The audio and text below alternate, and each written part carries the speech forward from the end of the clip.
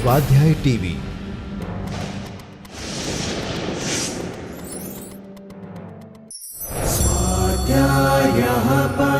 Doctor Baba Saheb Ambedkar open university.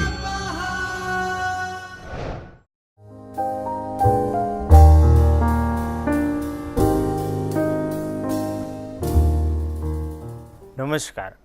I, Dr. Himanshu Patel, welcomes you all from the Chaitanya studio of Dr. Baba Saheb Ambedkar Open University on the 5th session of Android application development series. In last lecture, we have discussed project structure for Android application, how Android organize your code into different folders in your package. We have also discussed how to customize our code editor, that means how to show on the fly help when you move mouse over any coding area. Then how to auto complete your code, that we have also discussed, and we have also discussed some important terminology like context, activity, intent, notification, etc. We have also discussed what is activity, how activity is stored in memory, and what are the different life cycle methods for the activity like on create, on start, on resume, on pause, on stop, on destroy, etc. In today's lecture, we will discuss user interface overview. What are the different user interface available for application development, then how to organize your user interface using layouts. Then we discuss some input control by which user can interact with these input controls, and what are the different types of event available for these input controls such as button, text field, checkbox, radio button, spinner, etc. We also discussed event listener, which are nothing but interface which handles these different types of events for the input controls. We start by overview of user interface. Any control or interface element in Android app is built using view and view group object.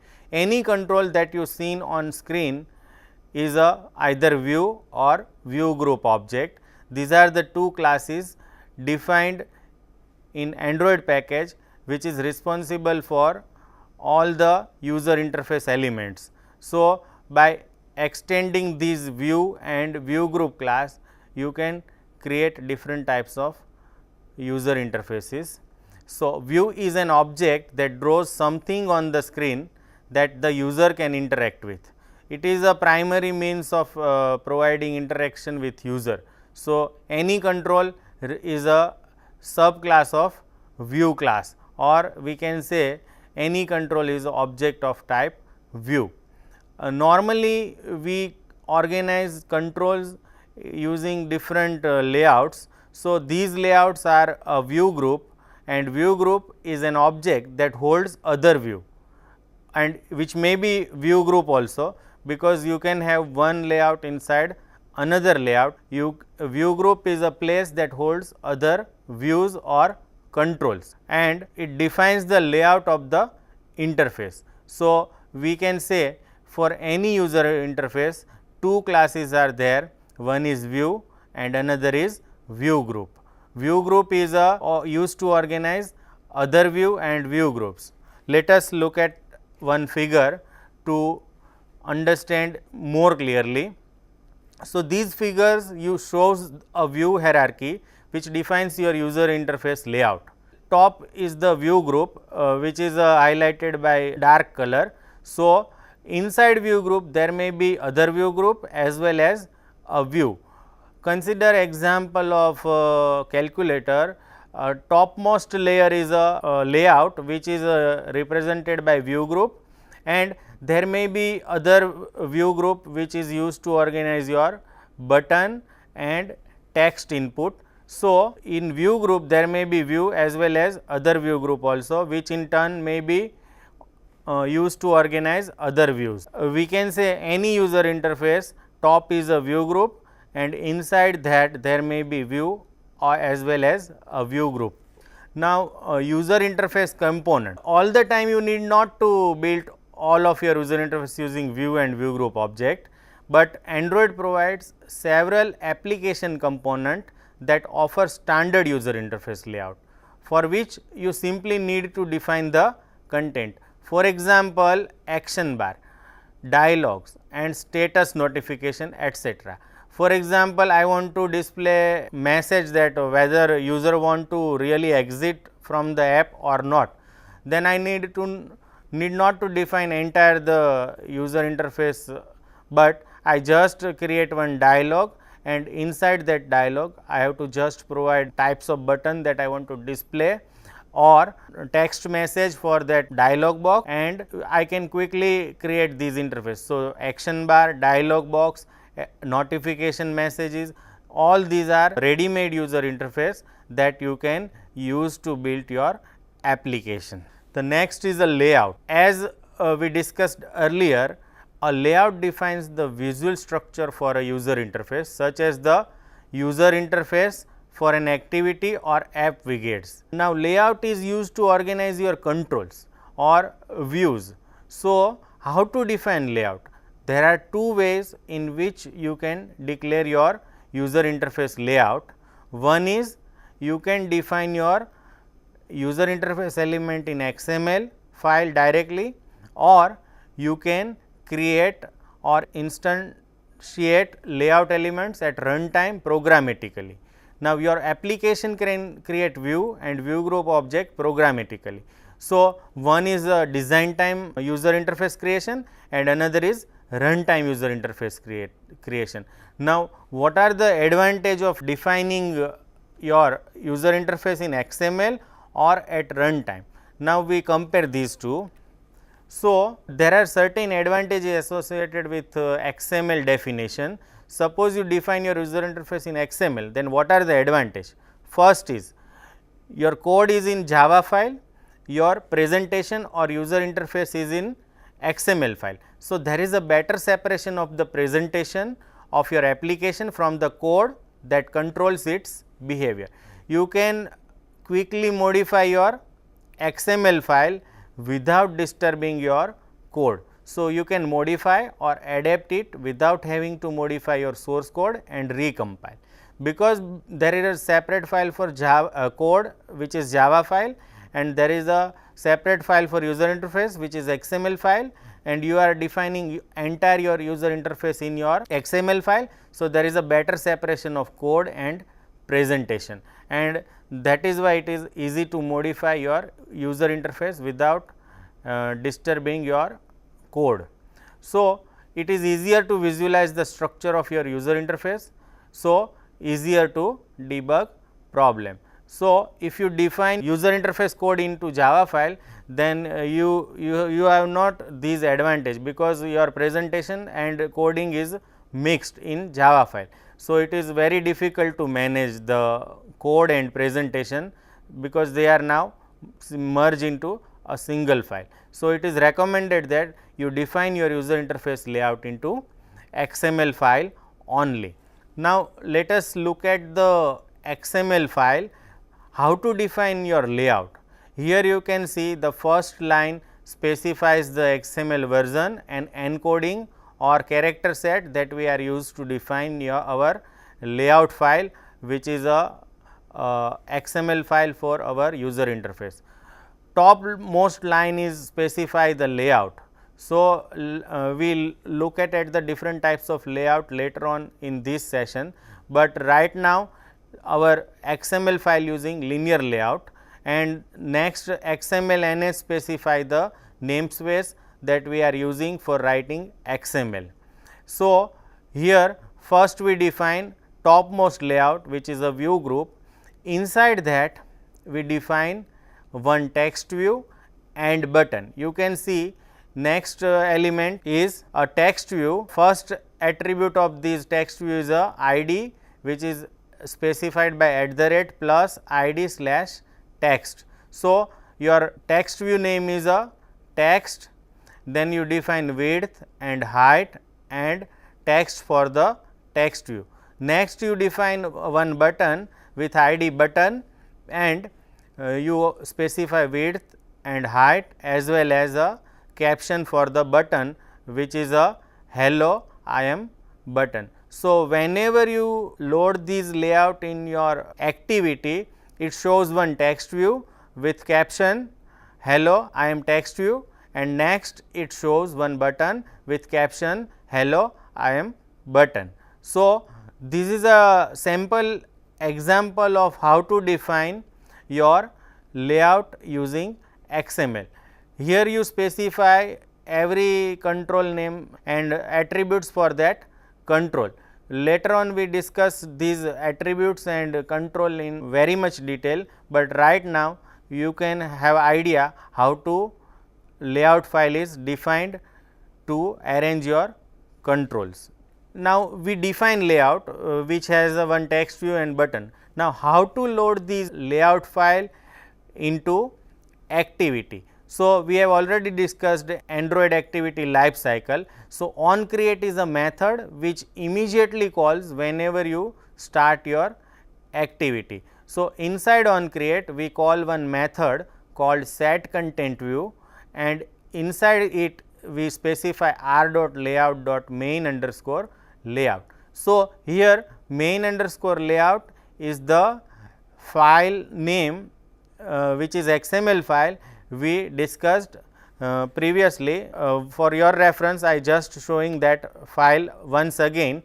So, this is our welcome.main_layout.xml file, and these file we specify inside this activity code inside onCreate method. So, whenever these activity starts, it shows this interface with one text view and one button. So, to load the XML layout resources, we use setContentView method, which takes reference to that layout file which we have created in XML, and whenever this activity starts, it initially shows screen with one text view and one button. So, this is how we can load our layout file for the activity. You can specify layout parameters. Now, what is layout parameters? Layout parameter contains property types that define the size and position for each child view as appropriate for the view group. Using layout parameter, we can specify the size, position, or how child view are organized inside main view group. So, parent view group define layout parameters for each child view, including the child view group. For example, here we have linear layout. So, in linear layout we can arrange component either horizontally or vertically. So, below it is a relative layout and other two views. So, how these three parameters relative layout, view and another view is organized inside linear layout is defined by the linear layout, and whatever the views available below relative layout is organized as per the layout parameter specified by relative layout. So, we can say parent view group defines layout parameter. Parent decides how it want to organize its child component. So, we use this layout parameter to organize our controls which are the child controls of the view group control. So, now let us look at common layouts. So, first in screen you can see linear layout. So, linear layout either arrange component in single horizontal or vertical row. In figure you can see it organize three component into vertical or side by side. We can have a component which may be horizontally row by row. So, linear layout either organize all the its child as a vertical align or side by side or row by row. So, you can use these layout to organize children into single horizontal or vertical row, and it creates scroll bar if the length of the window exceeds the length of view. So, whenever you want to organize in column or row format, you can use this layout. Another is relative layout. So, as its name suggests, relative layout enables you to specify the location of child object relative to each other. For example, child A to the left of child B or at the bottom of or top of the child A. So, this is how its organized control relative to each other. So, relative layout is used to organize controls relative to each other, and another layout you can see on the screen is a web view. So, web view is a layout that is used to display web pages. There are other layouts such as a table layout is also there, which is used to organize your component in a table format, which consists of row and columns also. But right now these are the examples of common layouts that we can use to organize our controls. Now, we can have a layout with an adapter. So, when the content for your layout is dynamic or not predetermined, you can use layout that is subclass of adapter view to populate the layout with views at runtime from a source such as an array or database query using adapter class. Now, suppose I have a list of countries stored into a database and that I want to display as a list. So, what can I do is I can use list view and I can fill this list view with adapter that bridges the gap between data, or it fetches the data from database and populate into list view. Suppose I have a images path stored into database and I want to display all these images as a gallery view. So, what I can do is I can use grid view to fetch images path stored into database and display that images into a grid view. So, building layout with an adapter is used to populate content which is not fixed or which is very dynamic and either stored into array or database. So, we can have layouts such as list view as well as grid view to fetch data or fetch and populate data into predefined format, but the content is a dynamic. For example, list view is, as its name suggests, used to display a list. Grid view displays data into grid or row column format, but the data that comes is a dynamic. So, you can use either layout or layout with an adapter to populate or display your data. Is it possible to nest layout? We see in previous figure that we can have view group inside view group. Layout are nothing but a view group. So, is it possible in Android to have one layout inside another layout? So, you can nest one or more layouts within another layout to achieve your user interface design. You should strive to keep your layout hierarchy as shallow as possible. Nesting is always allowed, but according to recommendation you should avoid nesting of layout, because it impacts the performance your application. If there is a more nesting of layouts, then there is a possibility that your application performance degrades. So, your layout grows faster if it has a fewer nested layouts. It means a wide view hierarchy is better than a deep view hierarchy, which means less nesting is recommended, deep nesting is always avoided. So, is it possible to have nested layout, but we should avoid these kind of arrangement of controls. Now, we discuss how to arrange controls using layouts. We discuss different types of layout, but now what is input control? So, what we place inside this layout is a input control. So, input controls are the interactive component in your application user interface. We define layout for user interface, but inside this layout we place these input controls. So, Android provides wide variety of control such as buttons, text field, seek bar, checkbox, zoom button, toggle button, and many more controls are available that you can use to build your user interface. Now, adding an input control to your user interface is as simple as adding an XML element to your XML layout. We see in previous layout file example, there is a one text view and there is a one button that we specify inside XML file. Adding XML control is nothing but to add one more element into existing XML file. So, this is how we can add input control in our user interface. Next is a example of different types of input control. You can see in screen that there is a first control is button.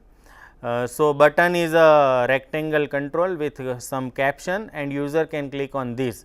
Next control is text field control. Whenever you move or touch your text field, it will shows you a cursor, and it also provides facility for autocomplete or predefined format input. So, text field is used to get data from the user. Next is a seek bar.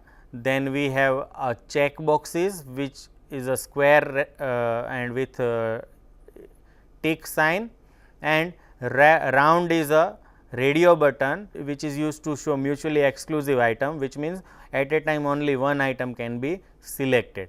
The difference between radio button and checkbox is that we can have multiple item checked in checkbox, while you can check only one item. Generally, you can select only one item from the radio button. Next is a toggle button, which is used to show off or on position. On means it is active, off means it is not acting. So, toggle button is there. There are many other controls available for creating user interface, but these are some of the example of input controls that we will use to create our user interface. Now, let us look at in more detail at some common controls. So, first is a button. So, button can be pressed or clicked by the user to perform an action. For example, in simple calculator, we can enter two numbers, and by clicking on plus button, we can have sum of these two numbers. So, button can be pressed or clicked by the user, and when it pressed, we can perform some action. The next control is text field. So, text field is used to enter data, or it provides autocomplete suggestion to the user. So, related classes for text field are edit text and autocomplete text view, which is used to provide autocomplete suggestion, and for button we have button class there. Next is a checkbox. As I discussed earlier, it can be toggled either tick or untick, and it is a group of selectable options that are not mutually exclusive, which means at a time more than one option can be selected in a case of checkbox. So, for checkbox we have also checkbox class is there, and radio button, it is a round in shape and mutually exclusive. That means at a time only one option can be selected from the list, and related classes for radio button is radio group and radio button. Now, what is radio group? Suppose I have one option for gender, for example male and female. So, this can be considered as a one radio group, and we can have also another group which represent highest qualification, for example graduate, postgraduate and doctoral. So, to select highest qualification we have to select only one. So, for that we can use radio group, and we can have more than one radio button group is there. For example, gender and highest qualification are two different radio groups. So, these are the common controls. Next is a toggle button. As I mentioned earlier, toggle button is used to specify on off position. One position represent on, while another position indicates off. So, related classes for toggle button is also toggle button. A spinner. Spinner is similar to drop down list in other languages. So, it displays drop down list that allows user to select one value from a set, and we can fill this value from either database or array or at a design time also. So, spinner is a drop down list. Next is a picker. So, picker, as its name suggests, it is a dialog for user to select single value for set by using up down buttons or via swipe gesture. So, we have two types of pickers available in Android. One is date picker and another is time picker.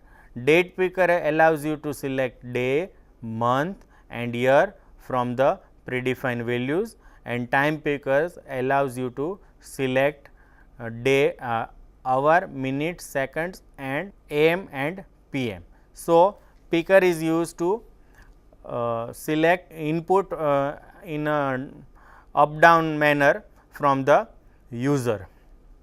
So, next we discuss input listener. We have created user interface. We have placed all the controls on the layout, but now whenever user interacts with these control, it generates certain events. So, event is an action taken by user or the system.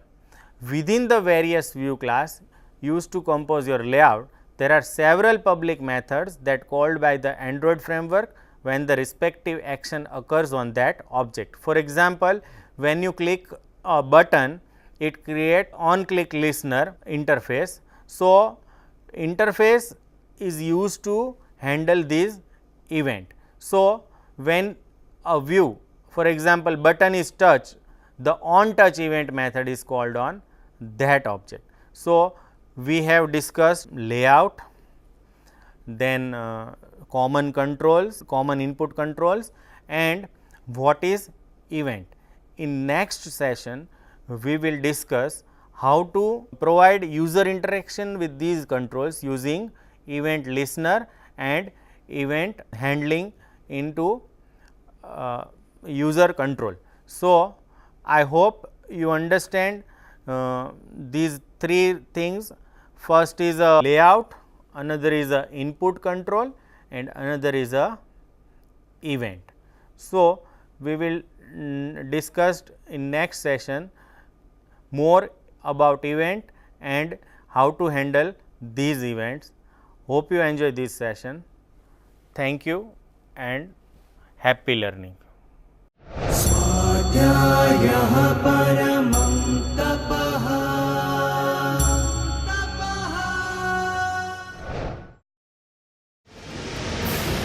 स्वाध्याय TV